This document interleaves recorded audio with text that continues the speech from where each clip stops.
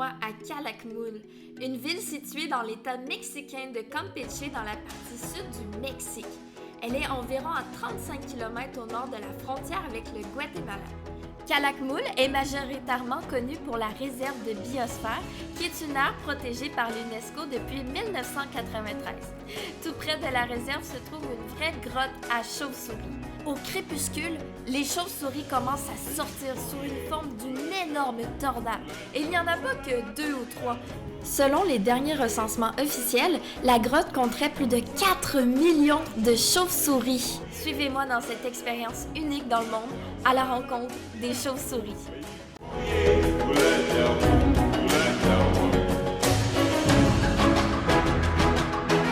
Bonjour tout le monde, on se retrouve encore dans une de nos aventures au Mexique. Nous allons dans la réserve de Balamcu et c'est à cet endroit qu'on va retrouver une des colonies les plus gigantesques de chauves-souris. Environ 4 millions de chauves-souris sont estimées à cet endroit-là, donc c'est sûr qu'on va aller voir ça. Quand est-ce qu'on peut regarder les chauves-souris s'envoler au Mexique? Eh bien, souvent c'est entre 18h30 et 19h, donc c'est vraiment quand le soleil se couche au Mexique. Donc on va être environ un groupe, c'est seulement 15 personnes à la fois pour visiter la grotte, donc vraiment réservée. Donc comme toujours dans mes aventures, je suis accompagnée de Bastien. Bonjour Bastien. Salut Chanel. Est-ce que tu as hâte de voir les chauves-souris? Ben évidemment que j'ai hâte.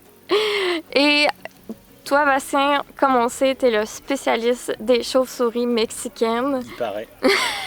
Est-ce que tu peux nous apprendre quelque chose sur les chauves-souris? Alors oui, je pense. Est-ce que vous saviez que les chauves-souris étaient aveugles? Effectivement, elles ne peuvent pas se repérer avec leurs yeux. Cependant, elles peuvent faire de l'écholocation. C'est-à-dire qu'elles vont envoyer un son avec des cris. Et grâce à ce son qui va être réfléchi par un objet, par exemple, elles vont envoyer ce son sur une roche. La roche va renvoyer le son à la chauve-souris qui va pouvoir se faire cette image dans son cerveau et savoir où se trouve cette roche dans son espace. Et fun fact, la caverne mesure combien, Bastien? Personne ne le sait. Personne ne sait comment elle mesure, mais les personnes qui ont essayé d'aller à l'intérieur de la grotte se sont vues complètement arrêter d'y aller à l'intérieur. Pourquoi? Parce qu'il y avait tellement de fientes de chauves-souris. Donc, je suis pas certaine qu'on va aller dans la grotte. Actuellement, on a recensé 7 espèces de chauves-souris vivant dans la grotte.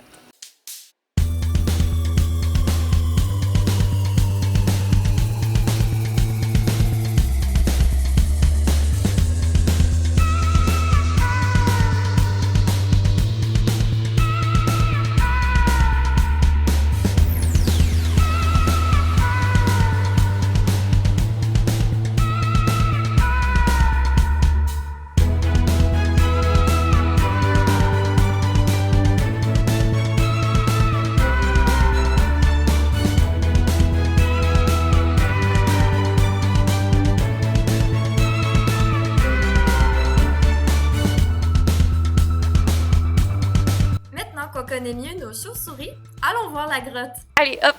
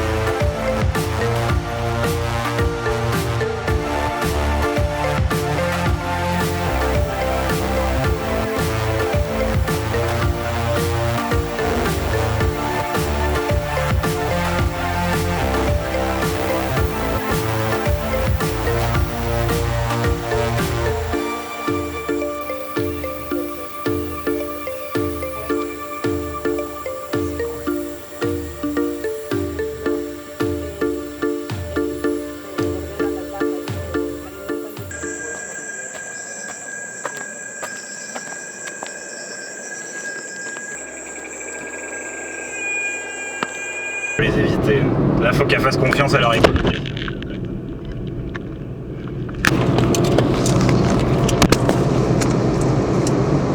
Oh non mon gars, t'as les lumières dans ma face. Merci, ça t'a pris du temps. Eux ils vont écraser les chauves-souris, je te le dis. Les gros cantards, hein. Mais ça n'a aucun sens. C'est vraiment, j'ai jamais vu ça de ma vie. Autant de chauves-souris. Déjà c'était la première fois que je voyais des chauves-souris en... Là on n'en verra plus je pense, on s'est trop éloigné. Mais je sais pas si tu voyais quand tu regardais encore plus haut, tu voyais une nuée dans le ciel.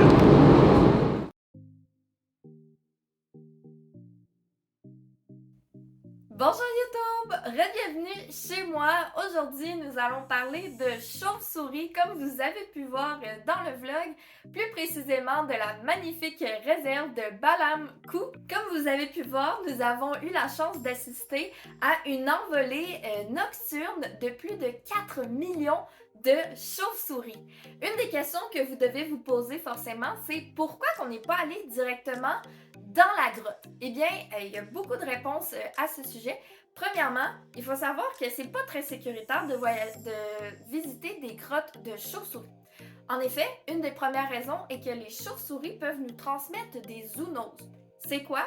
Eh bien, c'est tout simplement des maladies qui peuvent nous transmettre à nous chez l'humain. Comme maladie, je peux penser à l'histoplasmose, qui est une maladie qui est justement qu'on peut attraper via les fientes de chauve-souris. Et c'est vraiment un champignon qui va affecter nos voies respiratoires. Il y a également la yersinia ainsi que la salmonellose aussi va affecter énormément le système digestif.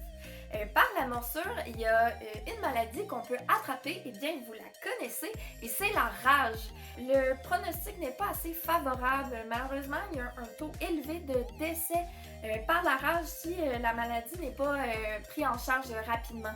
Aussi, il faut savoir que les chauves-souris nous transmettent des maladies, mais nous aussi, on peut transmettre des maladies aux chauves-souris. Et ça peut vraiment entraîner leur déclin. Donc, la cohabitation avec les humains et les chauves-souris en une grande quantité dans un espace restreint, c'est pas nécessairement quelque chose qui pourrait être efficace pour la conservation de cette espèce. Outre les maladies que peuvent nous transmettre les chauves-souris, il faut savoir que visiter des grottes, ça peut devenir très dangereux. En effet, il n'y a pas nécessairement d'escalier, de marche pour que ça soit très facile pour l'humain. Il faut savoir que les grottes à chauves-souris, c'est vraiment des endroits qui sont fermés, des endroits qui sont nocturnes, des endroits qui sont humides. Donc, ça peut devenir très dangereux pour l'humain. Par exemple, on peut glisser sur des roches. Et il faut savoir que les grottes, on n'a pas de luminosité à l'intérieur normalement. Donc, on peut vraiment se perdre. Et il faut savoir aussi que dans les grottes, plus qu'on avance dans une grotte, eh bien, plus que le taux d'oxygène diminue. Donc, on peut facilement se perdre. Et on peut vraiment s'asphyxier dans une grotte. Comme on dit, visiter une grotte de chauves-souris, c'est à vos risques et périls. Est-ce que ça vaut vraiment la peine? Saviez-vous que dans la culture maya, les chauves-souris avaient très mauvaise réputation? En effet, un des dieux maléfiques appelé Camazotz était reconnu pour être un dieu qui amenait la mort et qui vivait dans des grottes lugubres et qui amenait tous les morts vers la terre des vivants. Qu'est-ce qui est assez impressionnant de constater? Eh bien, notre super-héros connu, Batman, ressemble étrangement à ce dieu maléfique mexicain. En effet, ce dieu aurait fortement influencé la conception visuelle de Batman. Donc, est-ce que notre super-héros a des descendances diaboliques maléfiques? Eh bien oui! Donc, malgré cette réputation des chauves-souris, que c'est quelque chose de très négatif, eh bien, il faut savoir que les chauves-souris sont essentielles aux forêts mexicaines car ils permettent la pollinisation. La pollinisation, c'est exactement comme les abeilles font.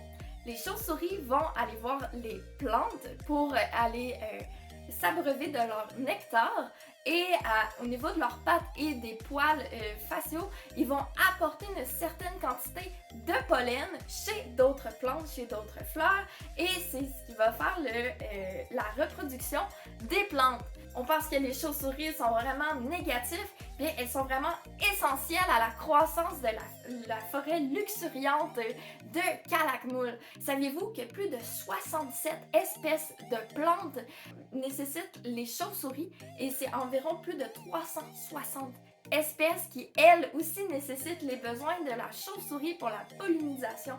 Cette activité-là était vraiment agréable, était vraiment ludique. Je pourrais recommander ça vraiment à n'importe quelle personne. C'était pas trop dangereux, la randonnée. Par exemple, il y a une chose que j'aimerais vous avertir, c'est que les guides qui sont payants et qui sont obligatoires pour aller voir la grotte, eh bien, souvent, ils vont capturer les chauves-souris qui sont en train de voler et ils vous encouragent à les toucher. Donc, au niveau des zoonoses, c'est pas très top. Bien, faites attention, n'allez pas voir les guides qui ont les chauves-souris dans leurs mains. On veut pas ça pour nos amis les chauves-souris, ils sont vraiment désorientés. Et comme Bastien vous l'a expliqué dans le vlog, eh bien les chauves-souris sont aveugles. Donc si on les touche ou qu'on perturbe vraiment leur équilibre de mouvement spatial, eh bien ils sont après un peu désorientés, donc touchez pas les chauves-souris. Et justement, la nuit, comme vous avez pu voir sur les panneaux d'autoroute, on dit de faire attention, surtout la nuit, aux chauves-souris quand elles quittent la grotte. Eh bien, il faut savoir que c'est pas vraiment une consigne qui est très respectée. Quand nous sommes partis du site pendant la nuit, eh bien, il faut savoir qu'il y avait beaucoup de camions, beaucoup de perturbations qui justement allaient directement sur la route et il y avait une vitesse pour les voitures à respecter pour justement faire un peu plus attention aux chauves-souris. Eh bien, ce n'était pas du tout respecté, donc les chauves-souris qui sont complètement désorientées pendant la nuit pourraient être frappées par les voitures. C'est un peu plate. J'espère que vous avez aimé ce vlog qui était un petit peu plus court que les autres. J'espère que je vous ai donné assez d'informations sur nos chauves-souris mexicaines. Et j'ai très hâte de vous voir dans une nouvelle aventure avec du contenu toujours 100% animal. Si vous avez aimé ma vidéo ou mon contenu, n'hésitez surtout pas à vous abonner. Donc je vous dis au revoir, je vous fais plein de bisous et on se revoit pour une prochaine aventure. Au revoir!